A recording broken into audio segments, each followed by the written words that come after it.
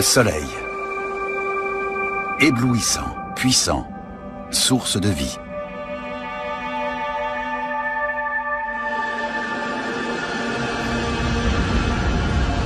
Un jour pourtant, il deviendra notre ennemi.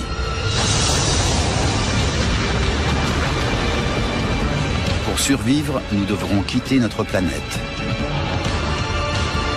Partir à la conquête de nouveaux territoires.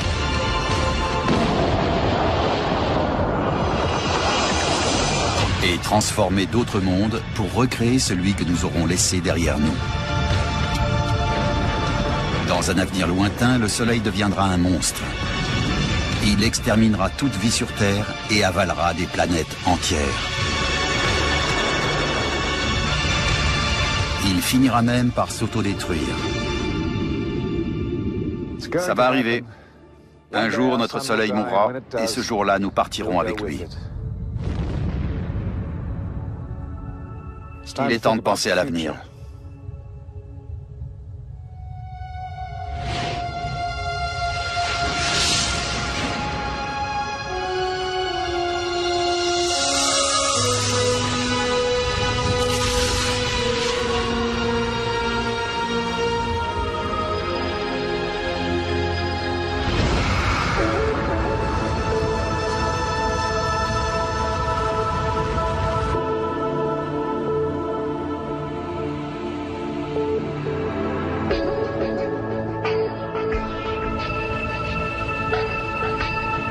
Voilà 4,5 milliards d'années que le Soleil nourrit la Terre.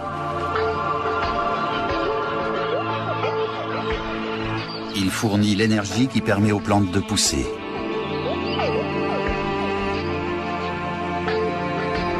C'est grâce à lui que la vie peut exister. Mais tout cela va changer.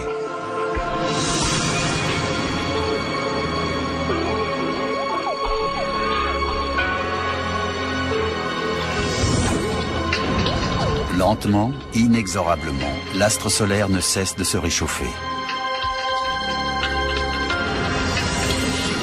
C'est lui qui nous a donné la vie.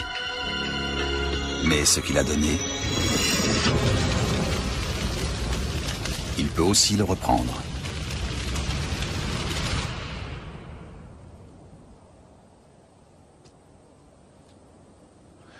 Pour garantir aux êtres humains un avenir à long terme, nous devons abandonner notre planète et découvrir de nouveaux territoires à coloniser.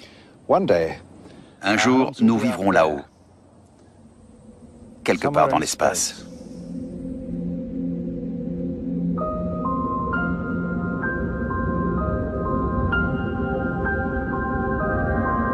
Dans le futur lointain, c'est peut-être là que nous chercherons refuge. Dans l'espace, où il faudra trouver de nouveaux mondes susceptibles de nous accueillir.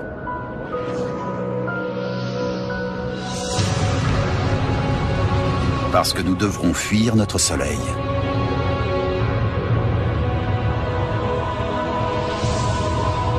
Certains de ces mondes nécessiteront un effort d'adaptation.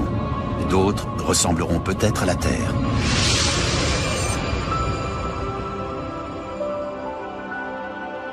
Mais en quoi notre planète est-elle si spéciale? Et pourquoi a-t-elle tant besoin du Soleil?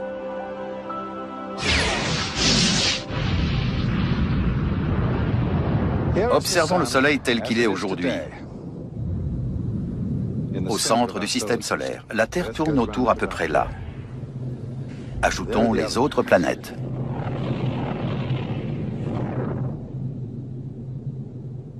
Si notre planète abrite la vie, c'est parce qu'elle est juste à la bonne distance d'un Soleil. Plus près, on cuirait. Plus loin, on gèlerait.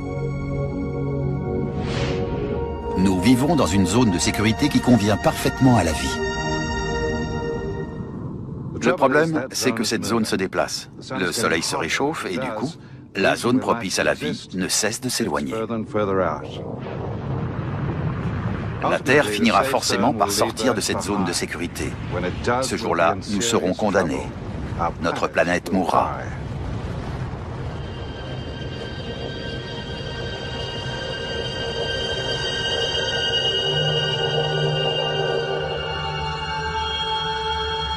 Voilà comment cela va se passer.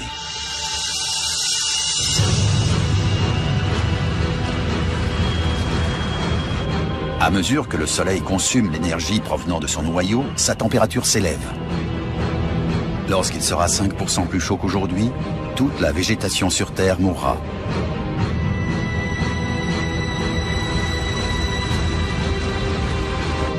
« 10% plus chaud et les animaux disparaîtront à leur tour. «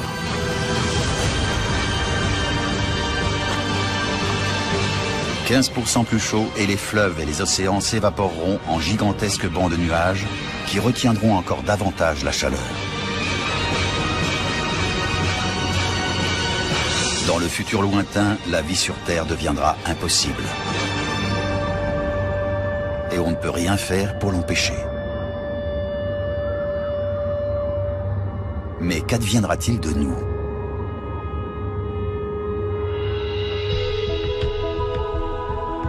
Robert Zubrin, ingénieur en astronautique, pense connaître la réponse. Il veut nous trouver un nouvel endroit où habiter. Il n'y a qu'une alternative. On peut se développer, coloniser et voyager dans l'espace, ou on peut disparaître. Non seulement nous disparaîtrons, mais à moins de voyager dans l'espace et d'emmener la vie terrestre avec nous dans l'univers, toute cette vie disparaîtra aussi.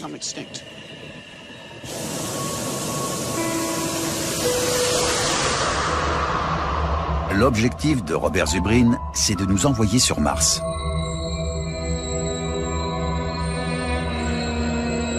Aujourd'hui, la planète rouge est froide et hostile. Les températures tombent souvent à 100 degrés au-dessous de zéro et l'atmosphère est 200 fois moins dense que la nôtre. Si quelqu'un s'aventurait à la surface de Mars sans protection, il mourrait en quelques secondes.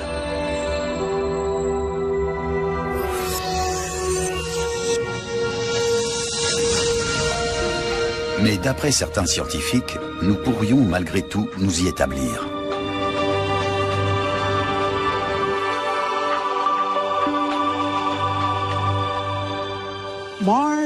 Mars est la seule autre planète de notre système solaire qui abrite toutes les ressources nécessaires à la vie. L'eau est à la surface sous forme de glace et de permafrost, mais elle est là. Il y a du gaz carbonique et de l'azote dans l'atmosphère.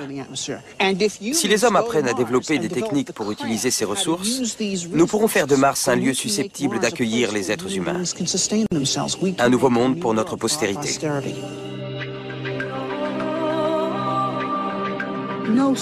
Aucune espèce ne peut espérer durer longtemps en restant au même endroit. L'être humain n'est pas originaire de la Terre. Nous ne venons pas d'Amérique du Nord ni d'Europe, mais du Kenya. Nous sommes des animaux tropicaux à la peau glabre et aux bras fins et longs. Mais nous avons colonisé la Terre en nous montrant créatifs. L'homme est un inventeur. Il a su s'adapter à l'Europe des glaciations et il saura s'adapter à Mars et aux autres planètes. Dans un coin reculé du Canada, les chercheurs se préparent déjà à vivre en pionniers sur la planète rouge.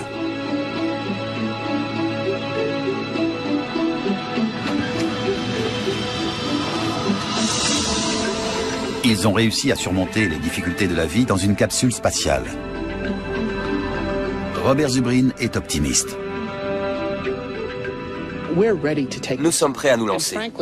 Et franchement, si nous reculons devant l'obstacle, ça voudra dire que nous ne sommes plus qu'un pâle reflet de l'espèce que nous avons été. Nous sommes beaucoup mieux préparés à envoyer des hommes sur Mars aujourd'hui que nous ne l'étions à envoyer des hommes sur la Lune en 1961, quand JFK a lancé le programme Apollo. To achieving the goal of landing a man on the moon and returning him safely to the Earth. Nous avons à l'Uni 8 ans plus tard. C'est techniquement faisable. Il faut juste faire preuve d'un peu de cran.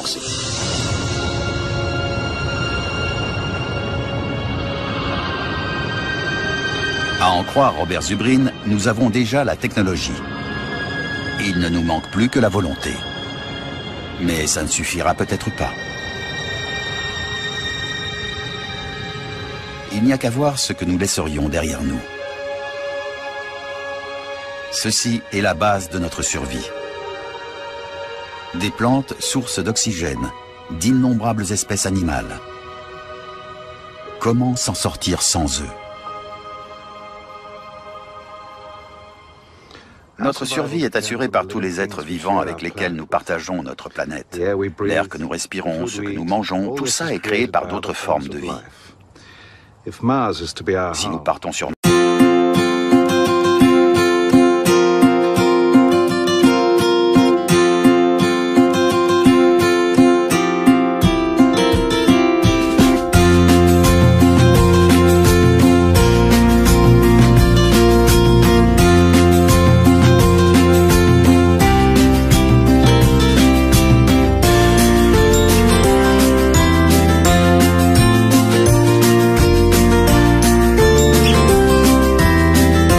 Mars, tout ça devra partir avec nous. Il y a encore 15 ans, nous pensions avoir la solution. Voici Biosphère 2, un immense dôme de verre étanche d'une superficie de 12 700 mètres carrés en plein désert de l'Arizona. En théorie, c'était un écosystème autosuffisant et les hommes pouvaient y vivre.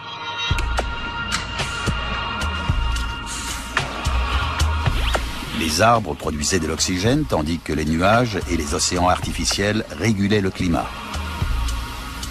Mais l'expérience a été un échec. Les cobayes partis là-bas en mission ont rapidement manqué de nourriture et il a fallu les approvisionner en oxygène. Sur Mars, aucun d'eux n'aurait survécu.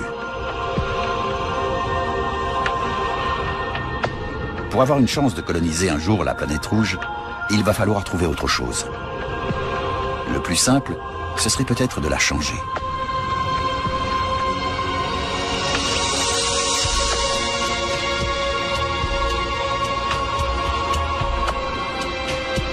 On appelle ça la terraformation. Il s'agit de transformer une planète inhabitable de façon à pouvoir y vivre.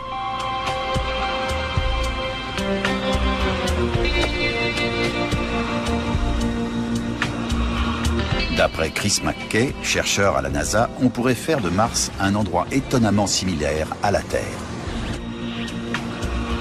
Quand on pense au voyage dans l'espace, on a tendance à se focaliser sur l'homme.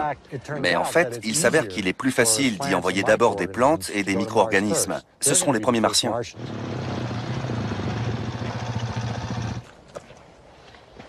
Dans la vallée de la mort en Californie, Chris McKay cherche les organismes les plus robustes de la planète. De ceux qui pourraient peut-être survivre sur Mars. Et voilà.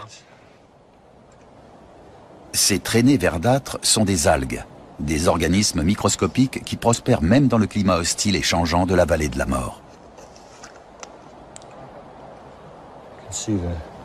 Et elles pourraient prospérer sur Mars aussi, en absorbant le gaz carbonique de cette atmosphère ténue et irrespirable et en rejetant de l'oxygène. Sauf que pour le moment, rien ni personne ne peut survivre sur Mars. La première chose à faire pour rendre Mars habitable pour les petites algues les plus résistantes, c'est la réchauffer un peu. Pour l'instant, elle est trop froide et sèche pour abriter une forme de vie terrestre. Or, on sait réchauffer une planète. On le fait sur Terre.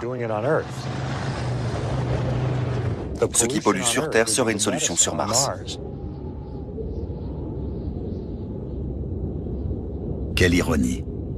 La meilleure façon de rendre la planète rouge habitable serait sans doute de la polluer.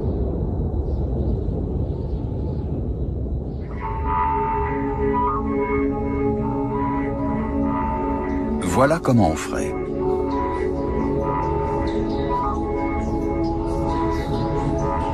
D'abord, un engin spatial larguerait une machine à polluer.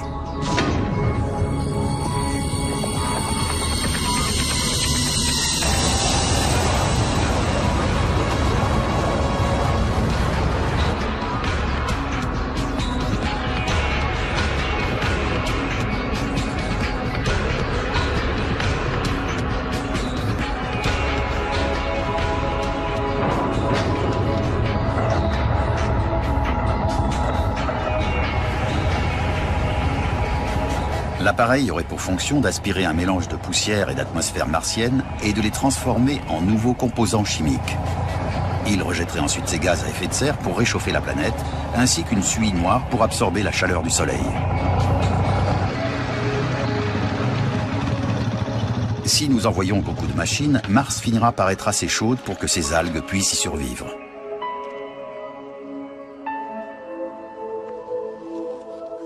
Elles commenceront alors à produire de l'oxygène.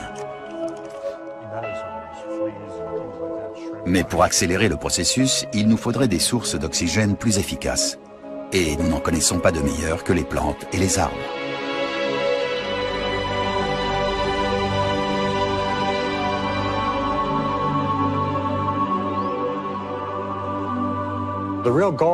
Si on veut que Mars soit respirable, il faut des arbres. Ces arbres rendront la planète habitable. Après, ça peut aller très vite. Dès que le niveau d'oxygène augmentera, des insectes, puis des petits animaux, et enfin des grands animaux, et peut-être même des hommes pourront survivre naturellement.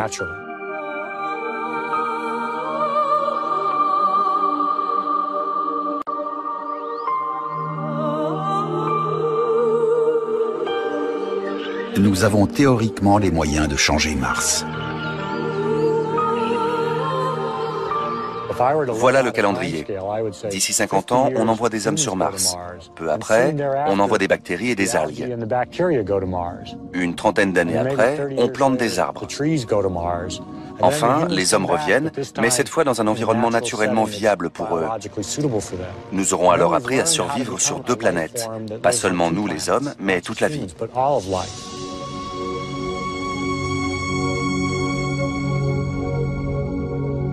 C'est un projet étonnant et très audacieux. S'il fonctionne, la planète rouge finira par ressembler à la Terre.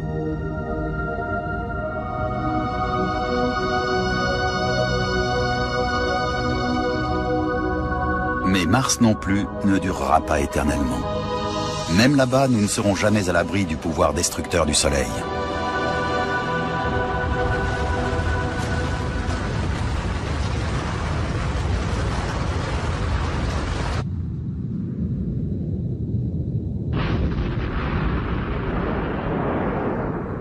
Plus le Soleil se réchauffe et plus la zone de sécurité propice à la vie s'éloigne.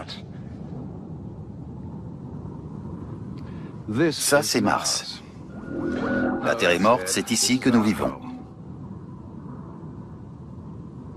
Grâce à la terraformation, on se croirait presque sur la Terre. Et grâce au réchauffement du Soleil, Mars est maintenant dans la zone de sécurité. Le problème, c'est que le Soleil continue à se réchauffer. Un jour ou l'autre, Mars sortira à son tour de la zone de sécurité. Où irons-nous donc après?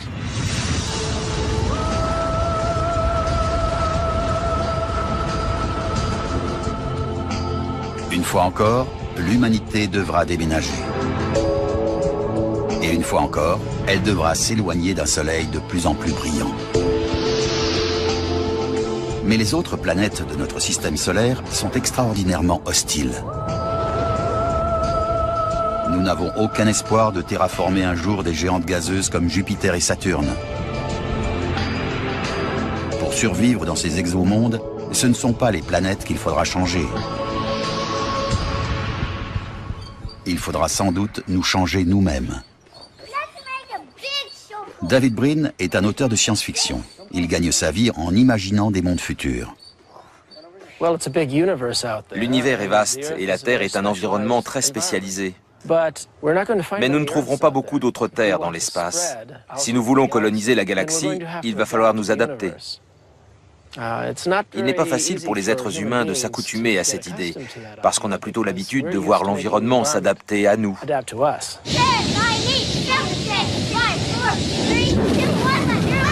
Décollage!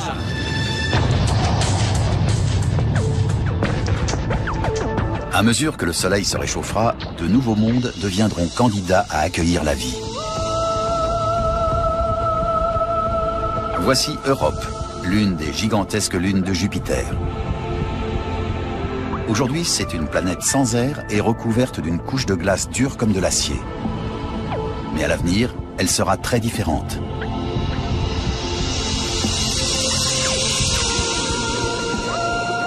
La glace aura fondu. Europe sera devenue un monde océanique. Après Mars, c'est peut-être ici que nous viendrons nous installer.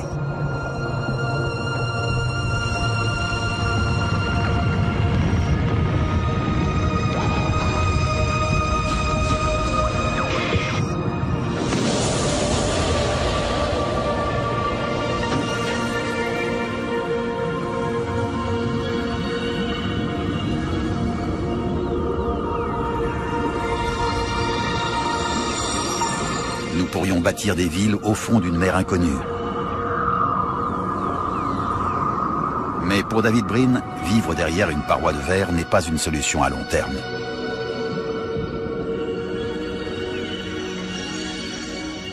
Nous envisageons d'aller sur d'autres planètes. Au début, nous porterons des combinaisons spatiales et nous vivrons sous des dômes. Nous emporterons notre environnement terrestre avec nous. Mais un jour, les gens voudront sortir et pour ça, nous devrons nous-mêmes évoluer et nous adapter à de nouveaux environnements. Nos ancêtres se sont adaptés à la vie sur la Terre. Mais d'après David Brin, nos descendants pourraient se transformer pour évoluer dans d'autres mondes. Les êtres humains ont été très inventifs depuis 20 millions d'années. Mais les autres espèces ne sont pas en reste. Les oiseaux ont des poumons dans lesquels l'air circule de façon à utiliser l'intégralité de leurs poumons. Nous n'utilisons que la moitié de notre capacité pulmonaire. Si nous étions modifiés génétiquement, afin que la circulation de l'air se fasse comme chez les oiseaux, nous pourrions survivre dans des atmosphères très ténues.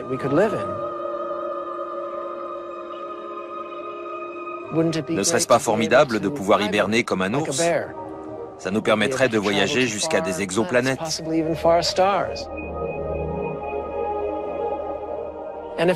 Et si des astronautes vivent en apesanteur, ils finiront par en avoir marre de se coltiner un tiers de leur poids dans des jambes inutiles qui ne leur serviront plus qu'à repousser les murs. Pourquoi avoir des jambes en apesanteur quand on pourrait avoir 2 bras supplémentaires? Ne serait-il pas plus utile de bondir d'un endroit à l'autre, comme un gibbon? Le génie génétique peut-il réaliser tout ça? Qui sait? Nous ne sommes qu'à l'aube de cette grande aventure. Mais c'est une vision extravagante de demain à laquelle il faut réfléchir. N'est-ce pas tentant? Tant que les humains sont heureux, créatifs et productifs au sein d'une grande civilisation. Vive la différence.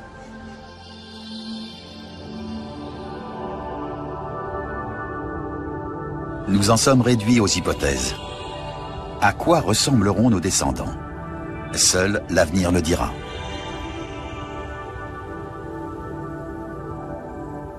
Et où vivront-ils? Une chose est sûre, ce ne sera pas ici.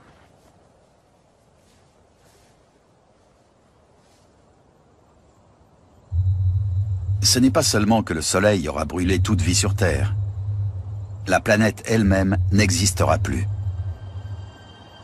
Tout ce que nous connaissons aura disparu.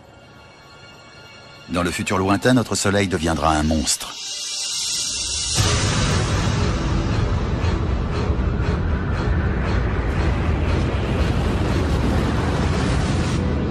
Il va engloutir tout le système solaire. Sa première victime sera la planète la plus proche de lui, Mercure.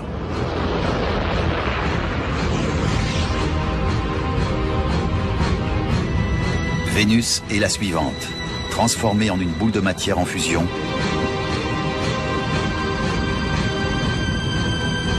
Elle finit par se dissoudre.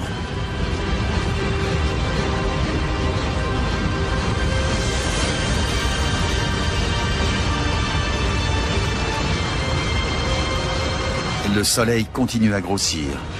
Il fait 160 fois sa taille initiale et il est 2000 fois plus chaud.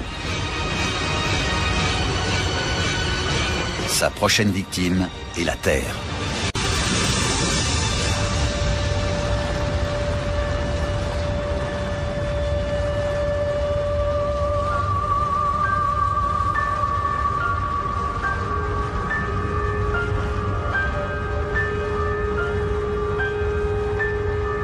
Brûlée par l'astre solaire, la planète qui était autrefois la nôtre se met à fondre et est avalée. Dans 7 milliards d'années, la Terre ne sera plus là.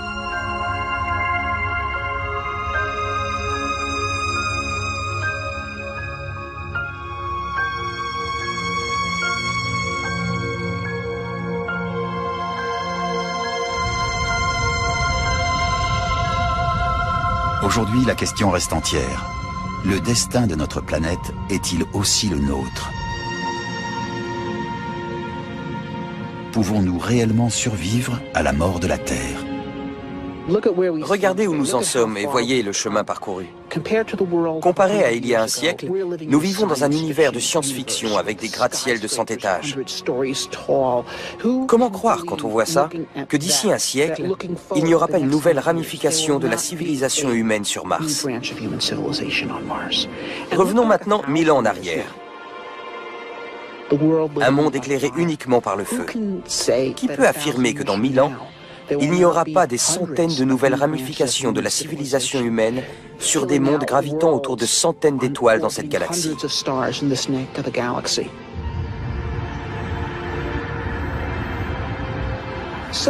Certaines personnes pensent que nous vivons la fin de l'histoire, mais je ne suis pas d'accord. Je pense que nous vivons l'aube des temps. Nous assistons à la création. C'est une époque radieuse. Nous sommes peut-être la seule forme de vie dans toute la galaxie et l'univers. Ça ne fait qu'accroître la nécessité pour nous, les êtres humains, de disséminer la vie au-delà de la Terre.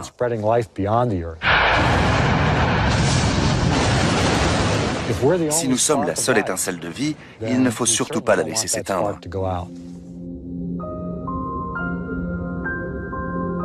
Aujourd'hui, les scientifiques imaginent déjà des lendemains étranges et lointains pour notre espèce. Si vraiment nous survivons, nous serons peut-être témoins de l'ultime transformation de notre Soleil. Après nous avoir donné la vie, il aura détruit des mondes entiers. Et ce sera alors à son tour de disparaître. Voici le Soleil à la fin de sa vie.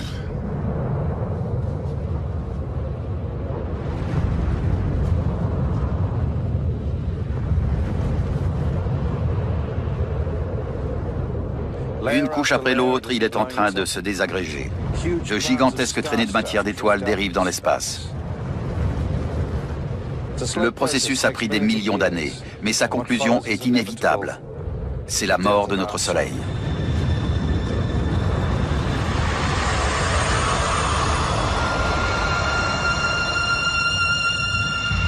Il éjecte une dernière couche avant de s'éteindre à tout jamais.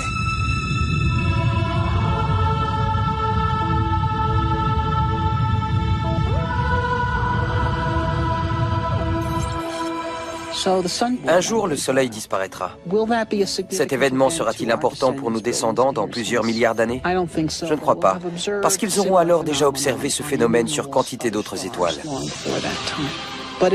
Mais s'ils y pensaient, ils pourraient remercier leurs ancêtres de ne pas être restés sur leur petit monde à attendre la fin et d'avoir plutôt choisi de partir à la conquête de l'univers, rendant ainsi leur vie possible.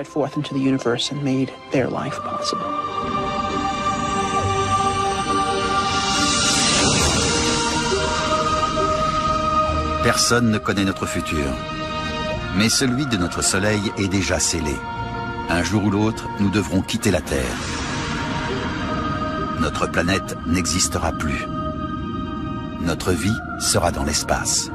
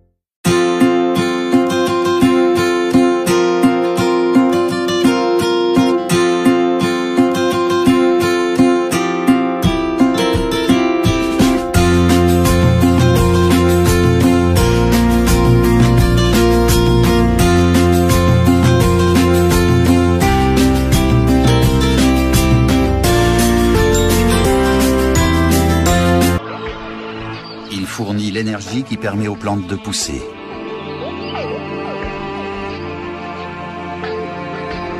C'est grâce à lui que la vie peut exister. Mais tout cela va changer.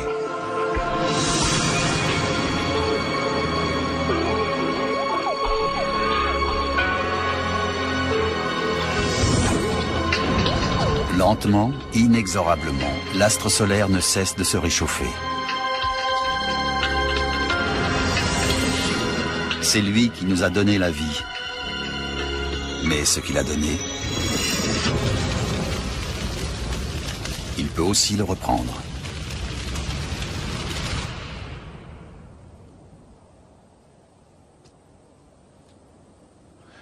Pour garantir aux êtres humains un avenir à long terme, nous devons abandonner notre planète et découvrir de nouveaux territoires à coloniser.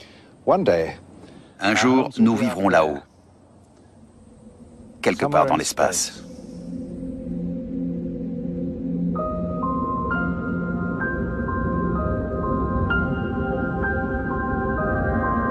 Dans le futur lointain, c'est peut-être là que nous chercherons refuge. Dans l'espace, où il faudra trouver de nouveaux mondes susceptibles de nous accueillir.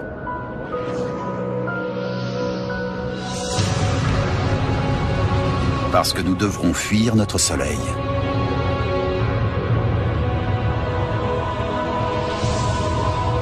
Certains de ces mondes nécessiteront un effort d'adaptation. D'autres ressembleront peut-être à la Terre.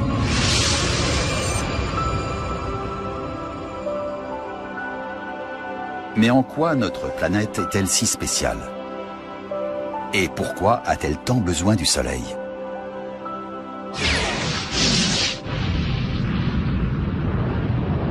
Observons le Soleil tel qu'il est aujourd'hui. Au centre du système solaire, la Terre tourne autour à peu près là. Ajoutons les autres planètes.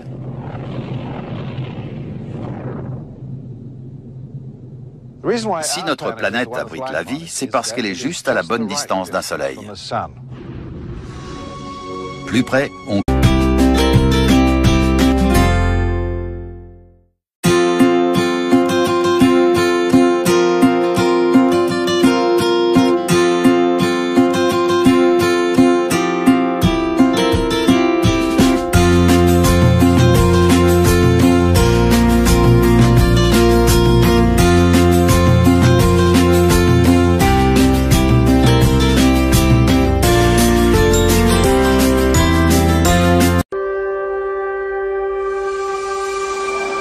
Le Soleil.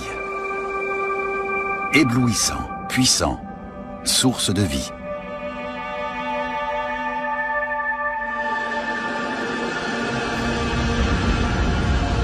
Un jour pourtant, il deviendra notre ennemi.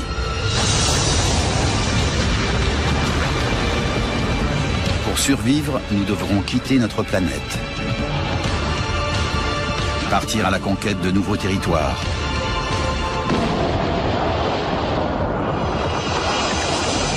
Et transformer d'autres mondes pour recréer celui que nous aurons laissé derrière nous. Cuirait. Plus loin, on gèlerait. Nous vivons dans une zone de sécurité qui convient parfaitement à la vie. Le problème, c'est que cette zone se déplace. Le Soleil se réchauffe et du coup, la zone propice à la vie ne cesse de s'éloigner. La Terre finira forcément par sortir de cette zone de sécurité. Ce jour-là, nous serons condamnés. Notre planète mourra.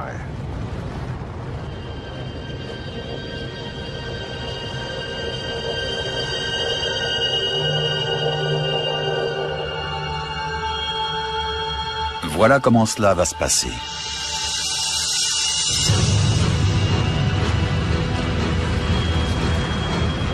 À mesure que le Soleil consomme l'énergie provenant de son noyau, sa température s'élève. Lorsqu'il sera 5% plus chaud qu'aujourd'hui, toute la végétation sur Terre mourra. «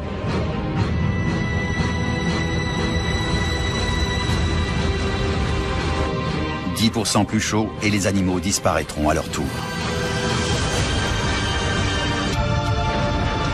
Dans un avenir lointain, le Soleil deviendra un monstre. Il exterminera toute vie sur Terre et avalera des planètes entières. Il finira même par s'autodétruire. Ça va arriver. Un jour, notre Soleil mourra, et ce jour-là, nous partirons avec lui. Il est temps de penser à l'avenir.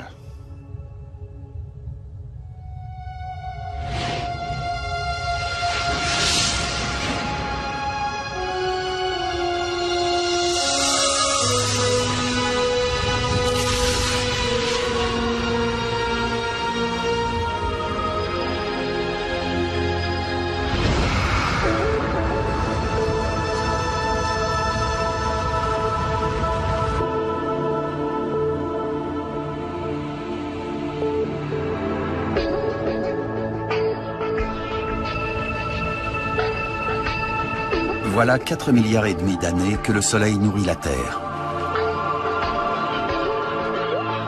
Détruire.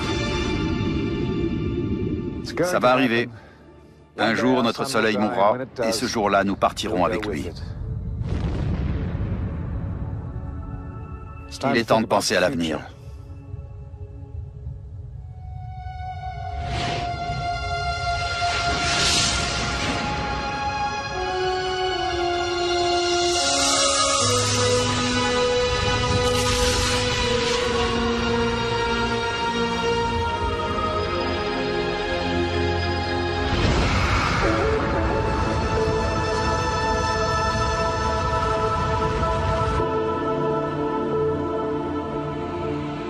De se réchauffer.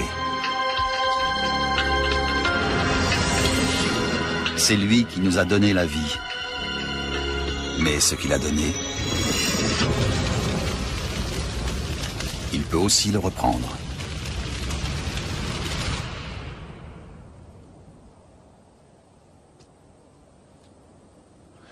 Pour garantir aux êtres humains un avenir à long terme, nous devons abandonner notre planète et découvrir de nouveaux territoires à coloniser. Un jour, nous vivrons là-haut, quelque part dans l'espace.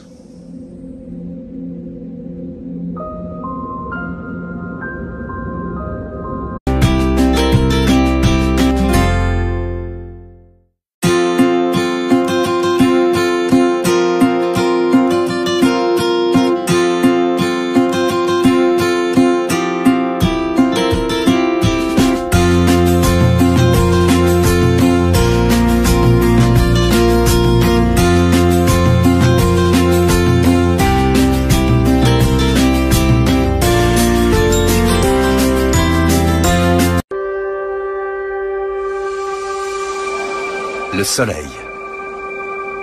Éblouissant, puissant, source de vie.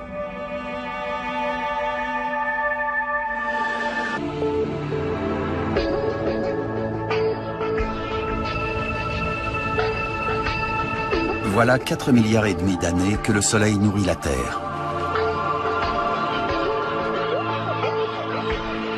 Il fournit l'énergie qui permet aux plantes de pousser.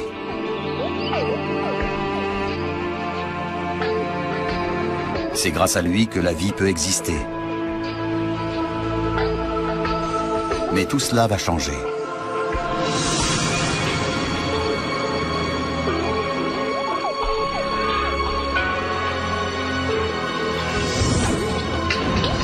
Lentement, inexorablement, l'astre solaire ne cesse. Un jour pourtant, il deviendra notre ennemi.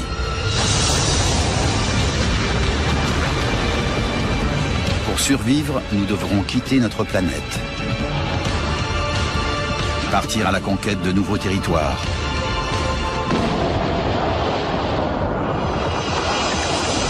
Et transformer d'autres mondes pour recréer celui que nous aurons laissé derrière nous.